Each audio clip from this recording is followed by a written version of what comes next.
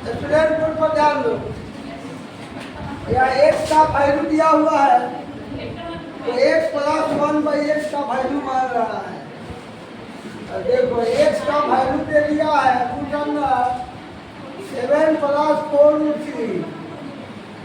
क्या करेंगे, 7 यहाँ दिया हुआ है तो इसको हम 4 + 3 लिख सकते हैं। 4 में 3 जोड़ देंगे तो कितना आएगा? 7 आएगा। आई प्लस हो गया 4√3 उतर दिएगा। चल आया।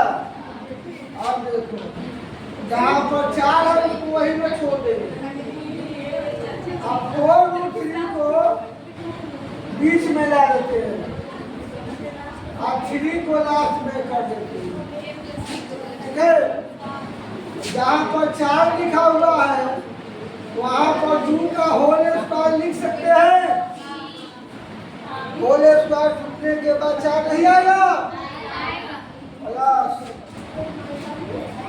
यहाँ पर 3 दिया हुआ है तो √3 का होल स्क्वायर लिख सकते हैं, क्योंकि स्क्वायर हटता है तो रूट भी हटता है।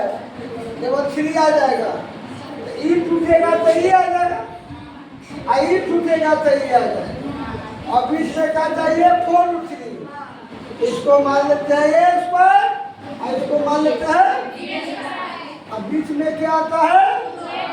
तो 2 फॉर्मूला में से आ गया। ए के जगह आगे से देख के भर दिए, अभी के जगह आप पीछे से लेके भर दिए। देखा? अब देखो सर ई टूटेगा तो ई आ जाएगा। इसको गुना करके देखो, दूधी के 4√3 आ जाएगा। स्क्वायर हटता है तो रूट भी हटेगा, 3 आ जाएगा। अब इस रूट में नहीं निकल के अब इस रूट में आ गया। अब सूत्र आता है लबड़ा का A square plus B plus B square. A के जगह 2 और बी के जगह √3 का क्या हो जाएगा? स्क्वायर हटता है, रूट भी हटता है, यहाँ से हट जाएगा, आ जाएगा 2 + √3। इसका वैल्यू आया x का वैल्यू आ गया। अब देखो, अब हम क्या करेंगे, यहाँ 1/x का वैल्यू निकालेंगे। देखा? तो 1 तो उतर जाएगा, लेकिन x का वैल्यू जो आया 2 + √3 यहाँ पर देख करके भर देंगे। कोई दिक्कत है? अब हर का वर्गीकरण कर देंगे। इसको अंग्रेजी में रेशनलाइजेशन कहते हैं। तो हर का वर्गीकरण कैसे किया जाता है? नीचे के चिन्ह के उल्टा चिन्ह से ऊपर नीचा गुना कर दिया जाता है। तो ये प्लस में है तो माइनस में ऊपर और माइनस में नीचे से क्या करेंगे, ताकि कर जाने के बाद फिर मेरा क्वेश्चन वही आ जाए। ठीक है? और 1/x = ऊपर में गुना करेंगे 1 से तो 2 - √3 आएगा। आई हो गया a + b × a - b के फॉर्म में चल जाएगा। क्या सूत्र आता है? a² - b²। जहाँ a का स्क्वायर था, 2 का स्क्वायर था, b का स्क्वायर था, -√3 का स्क्वायर हो जाएगा। अब 1/x = 2 - √3, 2 का स्क्वायर 4, स्क्वायर हटता है रूट हटता है। अब 1/x = 2 - √3, 4 में से 3 घट जाएगा, 1 आएगा। इसमें हो जाए 1/x = 1 से इसमें क्या करेंगे, भाग दे देंगे तो इतना ही आएगा 2 - √3 आ गया। अब हमने क्या किया कि इसका भी वैल्यू निकाला और 1/x का भी वैल्यू निकाल लिया। अब करा दोनों के जोड़ के बताओ कितना आएगा। इसलिए x + 1/x = x का वैल्यू कितना आ रहा है? 2 + √3। आई कितना आ गया? 2 - √3। भर सकते हैं। और x का वैल्यू है और 1x का वैल्यू है। ठीक है? इसके आगे प्लस, इसके आगे माइनस कर दिया, हो गया 2 × 2 4। यही सही आंसर आया। इसका आंसर ए सही है। चलो क्वेश्चन नंबर 17 देखो। क्वेश्चन क्या होगा यदि 10 पर पावर 2y बराबर 25 तो 10 पर पावर माइनस y का वैल्यू बन रहा है। ठीक है, देखो 10 पर पावर 2y बराबर 25 दिया हुआ है। देखा, ये सब क्वेश्चन थोड़ा स्टूडेंट का इंटेलिजेंसी टेस्ट लेने के लिए देता है। इस में जान नहीं रहता है, लेकिन अधिकांश तो बच्चा बना नहीं पाता है, समझा, दिमाग नहीं लगाता है। तो देखो क्या करते हैं, 10 पर हम पावर y ली करके इसका होल स्क्वायर ले सकते हैं, क्योंकि अगर a स्क्वायर का होल स्क्वायर आता है तो पावर में पावर से गुना होकर a पर कितना आ जाता है 2। जब उसको गुना मारेंगे 2 में y से तो कितना आ जाएगा 2। ठीक है, इस तरह 25 को देखो 5 का स्क्वायर लिख सकते हैं, 25 आ जाएगा। देखो जिसका बेस जिसका पावर सेम हो जाता है, जिसका पावर उसका बेस लिखा जाता है, और जिसका बेस सेम हो जाता है उसका पावर लिखा जाता है। देखो उसमें क्या सेम हो गया, पावर छट जाएगा, बेस लिखा जाएगा। 10 पर पावर y 5 के क्या हो गया, बराबर हो गया। देखा स्टूडेंट, बोलो। अब देखो, अब हमको किसका वैल्यू निकालना है, 10 पर पावर कितना का माइनस y का निकालना है। तो देखो यह समझ लो, इसका नाम है इनवर्स। इसका नाम क्या है, जो पावर माइनस में आता है उसको इनवर्स पढ़ा जाता है। x इनवर्स नहीं उतना पढ़ने आएगा, ऐसे पढ़ेंगे x पर पावर माइनस 1, ऐसे टाइम और ऐसे क्या पढ़ेंगे, x inverse, y inverse, z inverse, समझ रहा है। देखो यदि पावर माइनस में दिया हुआ है इसको हम पलट करके 1/x लिखेंगे तो पावर नीचे आके क्या हो जाएगा, प्लस, 1 नहीं लिखा जाता है। y इनवर्स का क्या हो जाएगा, 1/y, z इनवर्स का क्या हो जाएगा, 1/। तो देखो समझ गया। फिर जब क्या करेंगे, इसको ऊपर ले जाएंगे, यहाँ सब का पावर 1 छिपा हुआ है, सब पावर माइनस में हो जाएगा, यानी x ऊपर जाएगा x इनवर्स, y ऊपर जाएगा y इनवर्स, z ऊपर जाएगा z इनवर्स। देखा है, यहाँ देखो यह 10 का पावर कितना दिया है, माइनस y, बोलो माइनस y है। तो काम किया जाए इसको, इस पर पावर से एक छिपा हुआ बेस बन नहीं रहा है।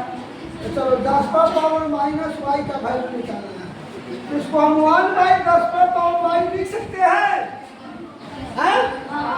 इसके हिसाब मान लें कैसे था ना बताया है, तो 1/x हो जाएगा, 1/y हो जाएगा, 1/z हो जाएगा। तो देखो जो मेरे भी तो y इनवर्स है, तो बाटा के नीचे रहे तो 1 कितना होगा, 10 टू द पावर y। अब देखो 10 पर पावर y का वैल्यू कितना ही आया है, 5 आया है। कहाँ से आ गई, समीकरण 1 से देखिए, इसका वैल्यू 5 भर दिया है। 10 पर पावर माइनस y का वैल्यू कितना आ गया, 1/, यानी आपका ये सही। देखो question number 18, x² + 1/x² = 14, x + 1/x का वैल्यू बन रहा है। यह क्वेश्चन कॉम्पिटिशनों में आता है, क्लर्क ग्रेड में आता है, यानी ग्रुप सी में आता है, आ जाता है। अभी कल देखे थे कि क्या नाम है, छोटा छोटा कॉम्पिटिशन नहीं होता है, वो सब में रहता है। तो देखो ऐसे बनेगा, समझना, हमको वैल्यू निकालना है x + 1/x का। देखिए लिखते हैं x + 1/x का होल स्क्वायर बराबर a² + 2ab, अब प्लस हो जाएगा b का स्क्वायर। ठीक है, जिसका वैल्यू निकालना है उसका होल स्क्वायर निकाल रहे हैं।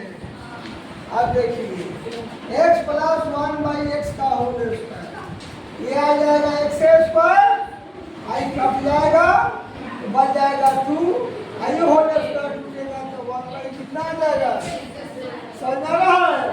आप देखो x प्लस 1 बाई एक्स का होल स्क्वायर, इसको एक जगह रख देंगे, ध्यान दो x square plus 1 by x square दे देगा और 2 को बाद में कर देते।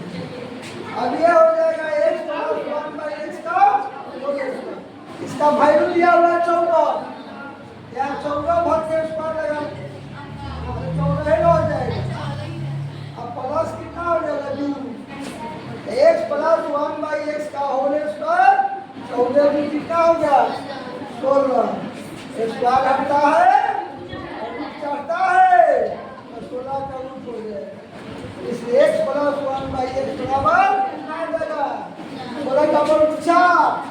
देखिए यही आपका सही आंसर आएगा, ठीक है। अच्छा कौन सही होगा, आइए वो ट्रिक बता दे।